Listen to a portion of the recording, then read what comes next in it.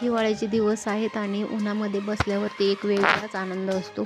पण घरातली कामंही महत्त्वाची असतात आणि तुम्हाला एक गोष्ट शेअर करायची आणि मला एक गोष्ट दाखवायची पण आहे आणि ती काय असेल व्हिडिओ शेवटपर्यंत नक्की बघा आणि चॅनलला सबस्क्राईब केलं नसेल तर चॅनलला लवकर जा आणि सबस्क्राईब करा.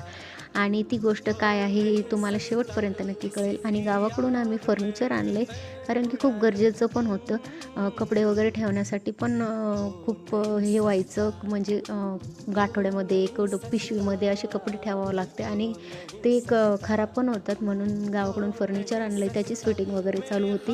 अहो फिटिंग करत होते आणि आमच्या आत्विकची कसरत सुरू होती. तुम्ही बघू शकता हे बारीक मुलं ना खूप ॲक्टिव्ह असतात असे मला सगळे म्हणतात आणि ते दिसतंय तुम्हाला. आणि काही हरकत नाही, मुलांचा खेळ सुरूच असतो. त्याच्यानंतर मी आहोंना मदत केली, कपाट वगैरे पुसून घेतले. मी म्हटलं तुम्ही बेड लावा, तर मी कपाट वगैरे पुसून घेते. आणि आता आरसा आला आहे तर आपण पण आपल्याला आरशामध्ये बघितलं पाहिजे आणि खूप छान वाटतं.